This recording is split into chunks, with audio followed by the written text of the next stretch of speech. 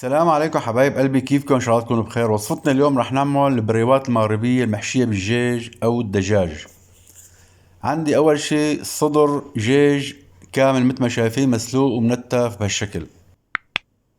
عندي كمان كزبرة خضراء كمان مفرومة ناعم. وعندي كمان بقدونس مفروم ناعم. كمية البقدونس والكزبرة حسب الرغبة. عندي هون كمان بصلتين كبار مفرومين ناعم. وعندي 4 سنين توم مهروسين. توم بيعطي طعم كتير طيب بالبريوات. وعندي هون البهارات: نص معلقة صغيرة زنجبيل، ونص معلقة صغيرة بابريكا، ونص معلقة صغيرة كاري، ونص معلقة صغيرة كركم. وعندي هون ربع معلقة صغيرة فلفل أبيض. وعندي كمان معلقة كبيرة ملح، وكمية الملح حسب رغبتكم. وعندي كمان هون فليفلة خضرة حدة، وهيدي حسب الرغبة. وعندي كمان يا حبايب قلبي ورق البقلاوة أو ورق الجلاش اللي رح نستعمله مشان نعمل البريوات المغربية. ويلا مع بعض هلا لحتى نعمل الحشوة. مثل ما شايفين انا عندي هون مقلة حطيتها على الغاز، وراح احط بقلبها كاسة صغيرة زيت نباتي او زيت زيتون، وكمان زبدة بيمشي الحال. بترك الزيت لحتى يسخن منيح، بعدين راح نزل البصل المفروم. وهلا بضل بحمص البصل لحتى يدبل تماما وياخد اللون المطلوب، لون ذهبي. بحمسه براقبه كتير منيح مشان ما يحترق معي البصل.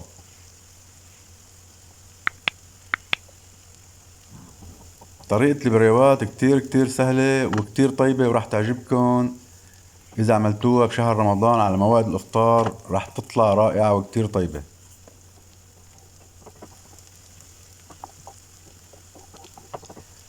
هلأ بس يستوي البصل وياخد لون ويدبل، راح نزل فوق منه التوم.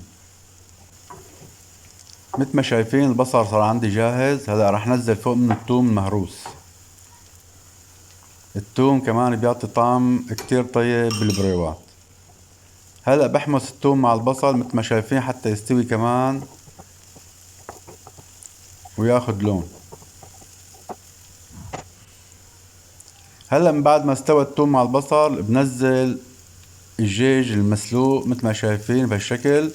هلا بنزل نص الكمية مشان اقدر احركهم منيح ويختلطوا مع البصل والثوم. بعدين رح نزل الكمية المتبقية.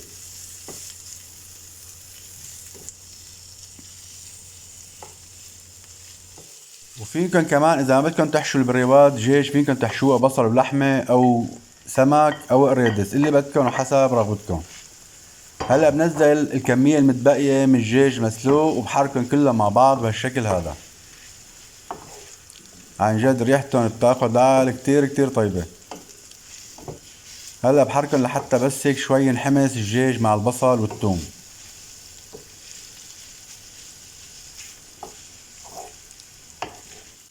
مثل ما شايفين الطريقة كتير سهلة. هلا رح نزل البهارات مثل ما شايفين، ورح نزل المعلقة الكبيرة ملح، وحركن كتير منيح لحتى ياخد لحم الدجاج اللون والطعم من البهارات. خلي البهارات تتغلغل كلياتها بقلب لحم الدجاج. حركة بهالشكل هذا مثل ما شايفين. مثل ما شايفين يا أصدقائي يا أحبائي الأعزاء، الحشوة كتير طريقتها سهلة وأي حدا بيقدر يعملها. وهلا بس تاخد لحم الدجاج طعم البهارات اللي حطيتهم، رح نزل الكزبرة والبقدونس. هلا مثل ما شايفين رح نزل الكزبرة والبقدونس. حطوا كزبرة وبقدونس كمية كبيرة، بتعطي طعم كتير طيب بقلب البريوات.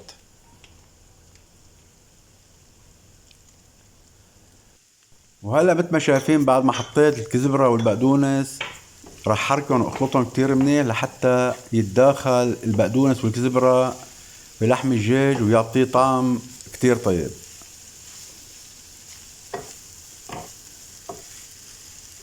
مثل ما شايفين كمان بحاول فتت لحم الدجاج بشكل كتير منيح.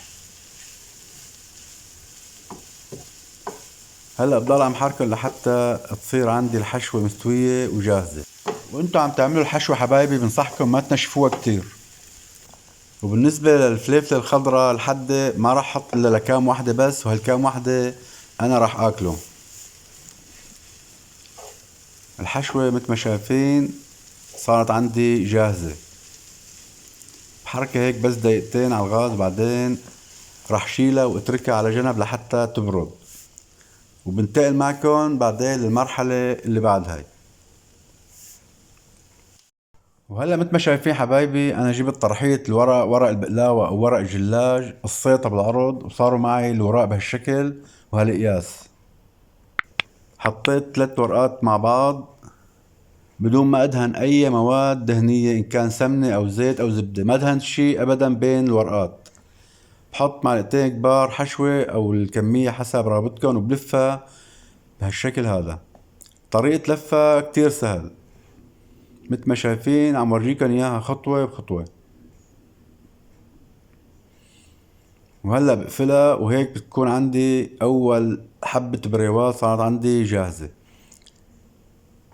هذه هي. هلا راح اعمل واحدة كمان تاني قدامكم مشان تكون سهلة عليكم. بحط 3 اوراق مثل ما شايفين، ما دهنت شي ابدا بين الورقات. فيكم تحطوا 3 4 ورقتين اللي بدكم. هلا بحط الحشوة مثل ما شايفين بهالشكل هذا،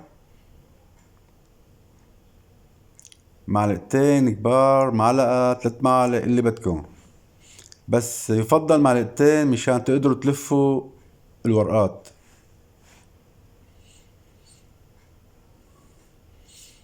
هلا بلفها نفس الشكل ونفس الطريقة مثل ما شايفين. اذا طلعت الحشوة من الطراف فيكن تدخلوها باصابعكم بهالشكل هذا، وبترجعوا بتلفوها.